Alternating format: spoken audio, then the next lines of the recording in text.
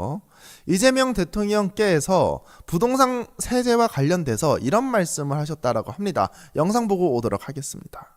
통상적인 그냥 1주택을 기준으로 적정하게 그 보유 부담을 설정하고 여기에 거주할 경우는 일단 감하고, 그러니까 비거주라고 가중하는 게 아니고 1주택에 대해서 기본을 정한 다음에 실거주 또 거주 용도일 경우에는 감해주고, 그게 또 예를 들면 서민용 또는 중산층용이라 그러면 좀 보호하는 측면에서 또 약간 감해주고, 이제 이렇게 좀 정리할 수 있을 것 같고, 또 지방 이런 데도 또 배려해주고 지역적 요인을 고려하는 거죠. 그 다음에 이제 반대쪽, 그러니까 가중 요소죠.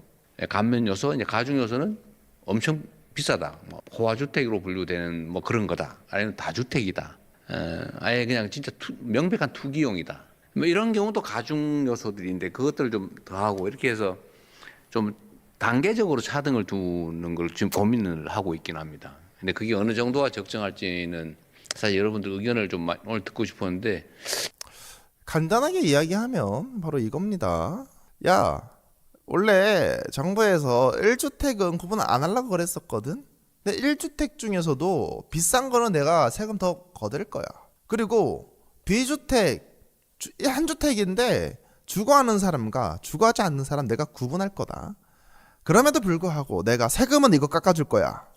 실거주하는 사람, 그리고 서민 중산층, 가격이 싼 아파트, 그리고 지방은 내가 깎아줄게, 디스카운트 해줄게. 하지만 매우 비싼 주택, 다주택, 그리고 투기하는 것 같은 느낌이 들어? 내가 너네 용서하지 않을 거야. 세금으로 넉다운 시켜줄게 라는 이야기입니다. 그래서 8월 3일 날 세제 개편안이 발표가 되는데요. 실거주 1주택은 현행 12억에서 14억 원까지 비과세입니다. 약 2억 원이 늘었고요. 비거주 1주택자는 원래 12억에서 약 3억 줄었습니다. 그리고 다주택자는 더 올린다라는 게 지금 정부의 계획입니다. 그래서 사실상 혜택 보는 사람들은 가격이 낮은 아파트, 주거에 있는 사람만 해당이 된다라는 거예요. 가세를 보면 3억 이하, 지금 보시면 이 12억까지가 비과세잖아요. 14억까지가. 그럼 이걸 더해줘야 됩니다. 3억 이하면 17억 이하라는 거예요, 여러분들.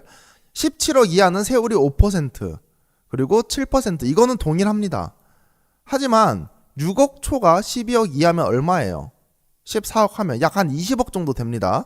이거는 1%에서 1.3%로 늘리고, 그리고 초과가 이렇게 계속 늘려나갈 예정이다라고 합니다. 그렇다라고 하면 언제부터 우리가 주택에서 손해를 보는가? 이거를 봐야 되잖아요. 1거주택자는 공시지가 기준입니다, 여러분. 시세 기준 아니에요. 공시지가 기준이에요. 약 22억 8억부터 기존 세금보다 더 많이 냅니다. 약 32억이에요. 32억에 포함되는 사람들이 세금을 더 많이 낸다는 겁니다. 하지만 비거주 1주택자는 9억부터 거의 전 구간이 돈을 더 많이 내야 된다는 거예요, 세금을. 다주택자는 말할 것도 없고 이러한 상황입니다. 그렇다라고 하면 이 비거주 1주택자들이 어느 정도 수준일 때 세금을 내느냐. 지금 원래 9억부터 12억까지는 세금을 원래 안 내는 사람들이거든요. 그런데 만약에 공시지가가 원래 10억이야. 그럼 원래는 세금을 안 냈어요. 근데 약 42만 원 내야 됩니다.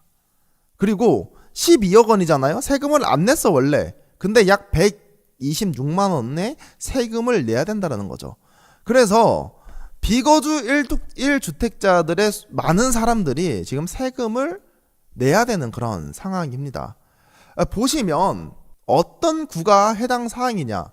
주요 지역 가격대 13억에서 17억대 제가 가지고 왔거든요. 보시면 어디가 포함됩니까?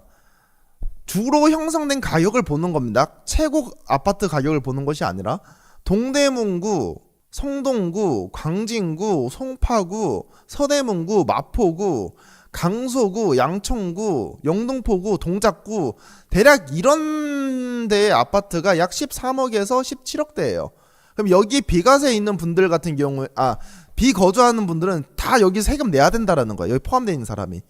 물론 마포구에 이렇게 한강변에 있는 사람들, 성동구의 한강변에 있는 사람, 강진구 변에 있는 사람들, 동작구 변에 있는 사람들, 여기는 가격이 상당히 높습니다. 하지만 평균적인 가격대 여기 있는 사람들이 비과세 비거주 사람들은 세금을 더 많이 내야 된다라는 거고요. 그리고 아파트가 1주택이라고 하더라도 내가 1주택 거주해. 그러한 상황에서도 그럼 한 32억 정도 되거든요. 그러면 여기가 또 어디가 포함되느냐? 내가 한 주택만 가지고 있다라 세금 더 내야 되는 사람들이 성동구에 있는 사람들, 용산구, 서초구, 강남구, 송파구 여기에 있는 사람들이 돈을 더 내야 된다는 거예요. 그러면 이거를 다 합쳐보면 어떻게 나옵니까? 마포구가 됐었고 서대문구도 여기 색칠이 돼야 되고 여기 강진구 색칠 됐죠. 여기 쭉 다 색칠이 됐단 말이야. 그러면 사실상 여러분들 서울에서 대부분의 사람들은 불안감을 느낀다라는 거예요. 내가 포함이 되지 않을까? 라는 그런 불안감이 형성된다라는 겁니다. 근데 저는 기본적으로 성향 자체가 진보잖아요. 돈이 많은 사람들이 세금을 더 많이 내야 된다. 동의합니다. 그리고 제 목표가 뭐냐면요. 돈을 많이 벌어서 세금 많이 내는 게 제 목표예요. 그래야 된다라고 생각하고 왜? 대한민국 사람 중에 돈 많이 버는 사람들 대한민국 인프라 안 쓴 사람 있습니까? 내가 잘나서 돈을 벌었을 수도 있겠지만 그 기저에 깔려있는 건 뭐냐? 당신들이 대한민국에 태어나서 대한민국의 인프라를 사용했기 때문에 돈을 벌 수 있었습니다. 그 사람들이 만약에 아프리카에서 태어났어요. 그러면 돈 못 벌어요. 아무리 능력이 좋아도. 그렇기 때문에 저는 대한민국에서 돈을 많이 버는 사람들, 자산이 많은 사람들은 그만큼 대한민국 정부의 세금을 많이 내야 된다라고 생각하는 사람 중에 한 명입니다. 그래서 정책으로 정부의 방향성은 저는 동의해요. 하지만 정부 정책 방향성은 인정하지만 문제가 많다라는 거죠. 문제는 방향성이다. 증세 찬성이다. 문제는 방향성이다. 왜 그러냐? 사는 집이냐 아니냐로 5억이 갈리거든요. 이번 종부세 기준이 둘로 나뉘었어요. 내가 사는 집이면 14억. 세금이 없습니다. 내가 안 사는 집이면 9억이에요. 세금이 붙어요.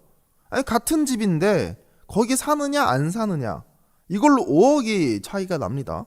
그리고 이게 미리 알고 준비할 시간도 없어요. 물론 지금 적용된 건 아니지만 어느 날 갑자기 부동산 가지고 있는 사람이 날벼락 맞은 겁니다.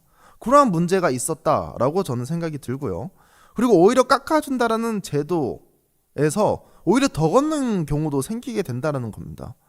부부가 집 한 채를 가지고 있으면 원래 세금이 줄어들었어요. 근데 21년부터 그 방식을 아예 선택할 수 있게 바꿨거든요. 지금도 사는 집이면 그 선택권이 있습니다. 그런데 안 사는 집을 부부가 나눠 가졌으면 세금을 더 많이 내야 돼요.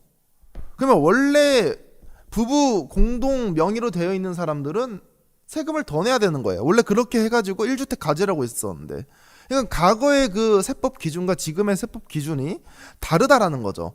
방향이 계속 본인 유불리 때 계속 왔다 갔다리 바뀌어. 그러니까 사람들 헷갈릴 수밖에